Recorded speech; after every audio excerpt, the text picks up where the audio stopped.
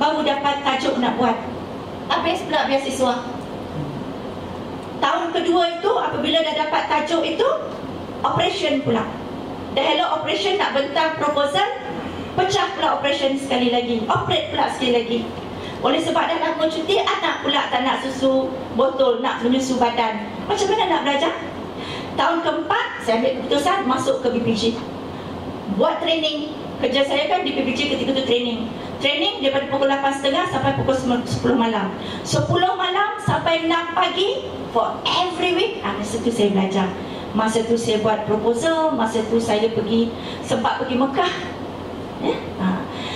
Kalau tuan-tuan lah. Okey, tu sikit lagi. Tahun kelima habis tulis. Tahun keenam pergi hantar proposal. Patutnya tahun keenam tu dah boleh grad. Saya punya bukan proposal, tesis penuh. Tahun ke-6 tu patutnya dah boleh grad. Hantar tesis saya tu sebab saya tulis dalam bahasa Inggeris ke satu pensyarah di US.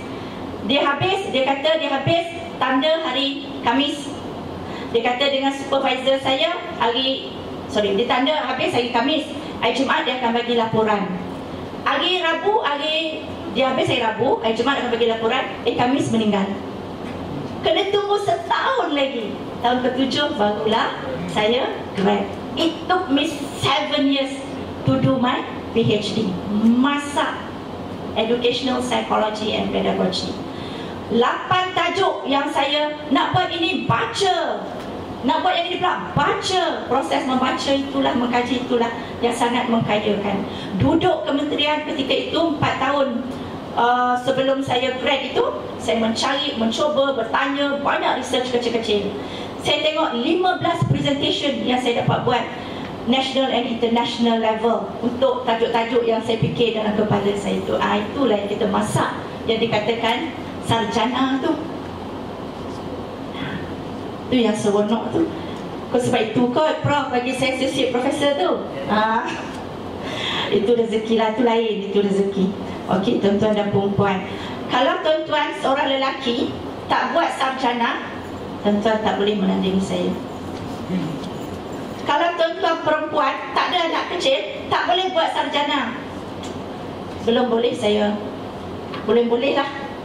Kalau tuan-tuan tak ada anak dah lah lelaki, tak ada anak kecil, usia masih lagi produktif, tak nak buat sarjana, rugi masa. Yang ini di Finland, yang lain tu tak ada lah. Next, Cik Amir. Yang ini, kenapa kita perlukan menambah pengetahuan tu? Sebab kita tak mampu nak menangani keperluan kanak-kanak sekarang. Kalau saya ni, kejap sangat.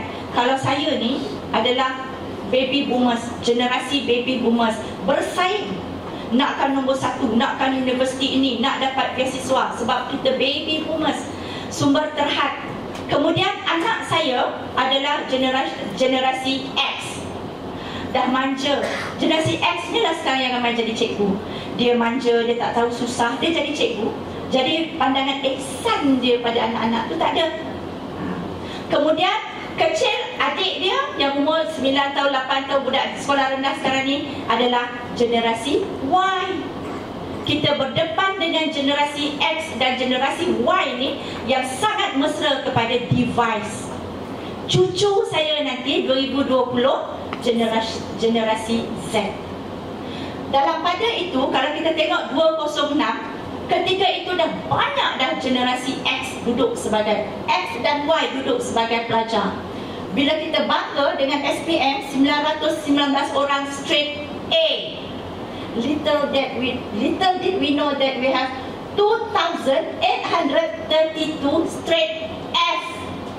We're not talking about 1C 8. We are talking about straight F. BM pun F. Tak ada sijil. 2,832 rakyat Malaysia tak ada apa-apa. 2007 this generation X dan Y 892 straight A, 2,911 orang straight F. 2008 1676 banyaklah straight A. Could be because of senang ke apa, kau tak sangka lah makcik saya kan masa UPL percubaan dapat C je dapat A. Could be ataupun memang teknologi cikgu dah semakin canggih. Still we have 2589 straight F. Kau campurkan 2, 6, 7,000 orang daripada 2006 sampai 2008 stop kat sini 7,000 orang. Tak ada apa-apa. Straight F. Mana dia nak pergi?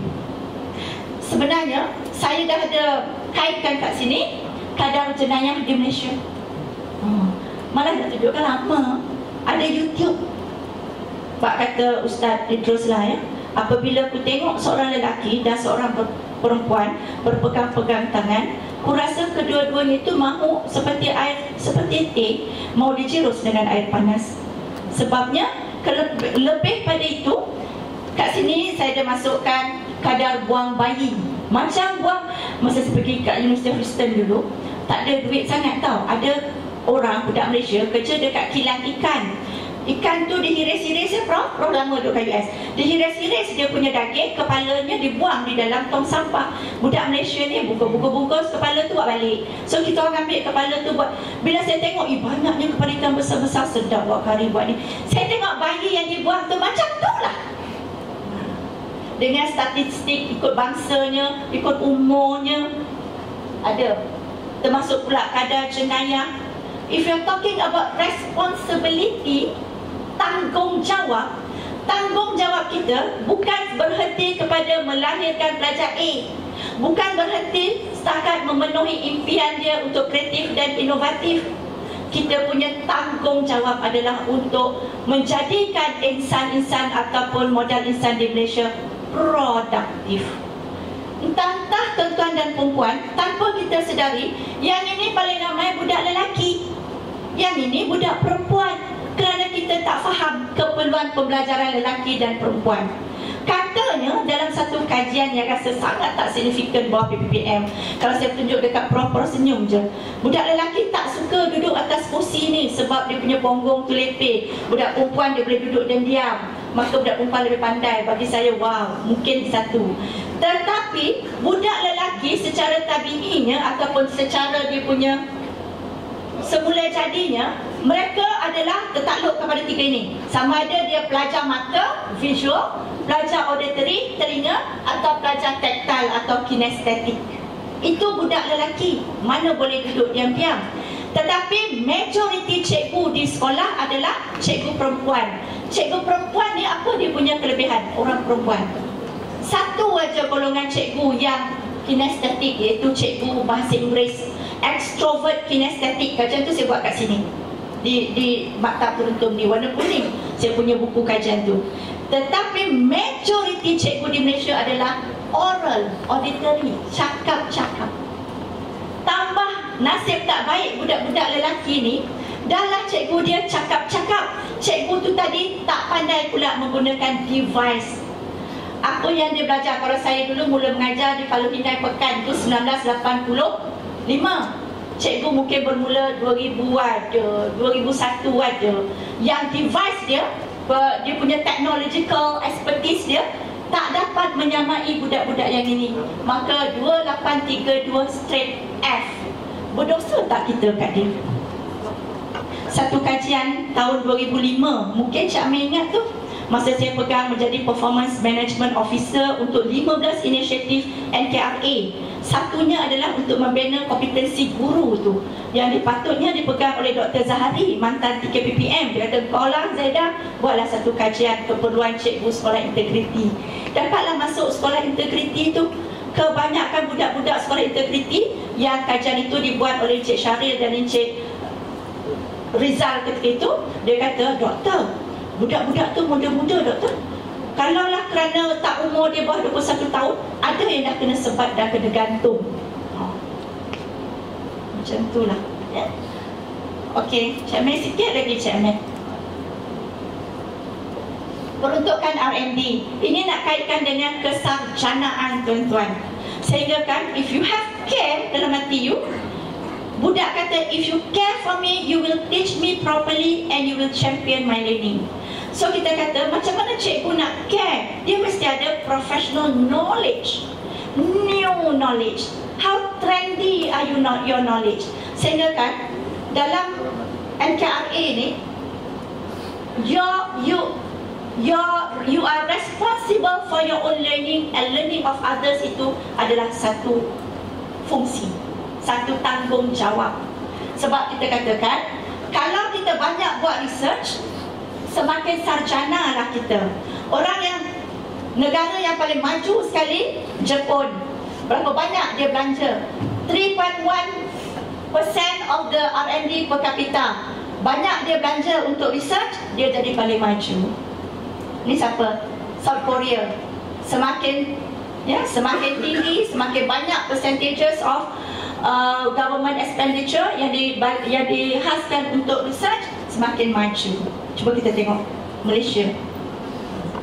Kita letak 0.63 saja untuk research. Untuk research grant lah kot. Indonesia lagi 0.04.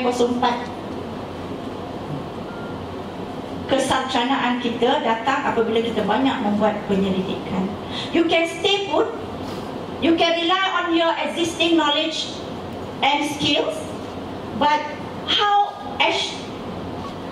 sure are you that this not so trendy, tak boleh, kita kata tak boleh keep up dengan keperluan generasi Y ini, mampu menjadikan kita berimpak tinggi. Okay, next Cik Amir, sikit Cik Amir. Number of research per 10,000 workers. Tengok Jepun, dalam 10,000 workers dia, 131.5 adalah orang yang membuat researcher, yang membuat research. 131.5. Ya. Malaysia, daripada 10,000 workers, 21.3 sahaja.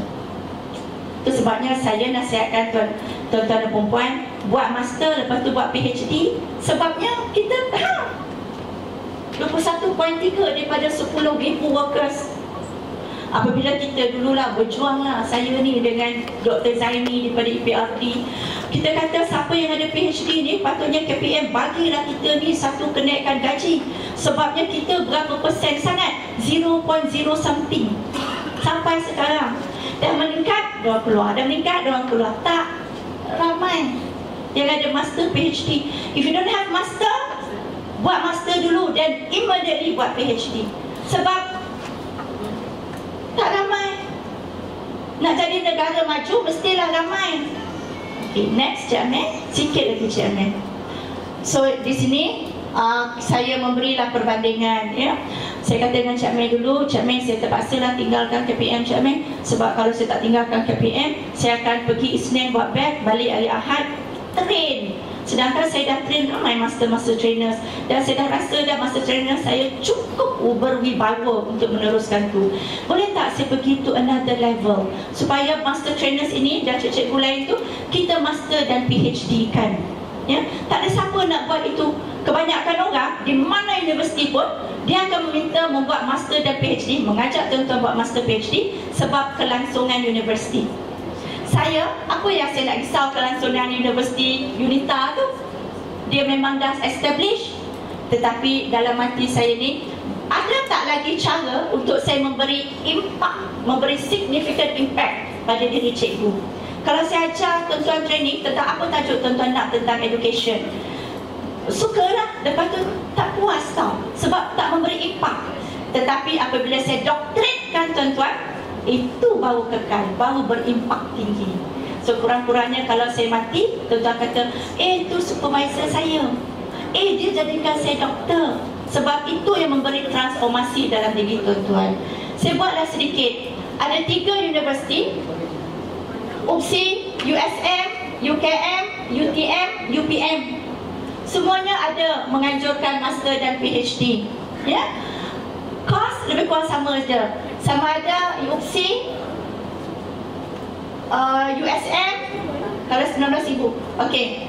Kalau murah 7,250 fully dissertation. Saya pun suka fully dissertation, tapi tak ada ilmu. Saya nak tuan-tuan berilmu. tahu, walaupun ilmu yang setakat ini nak jadi macam saya, macam Dr. Zaila, macam Dr. Lam Kake, macam Dr. Zaidah, macam Dr. Norizan.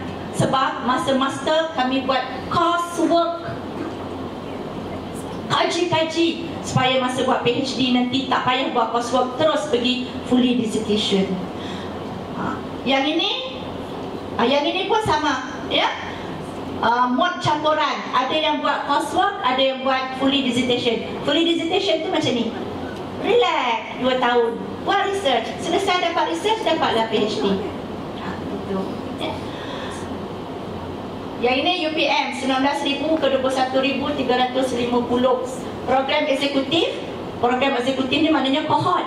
Satu kohort buat tailor made 33,250.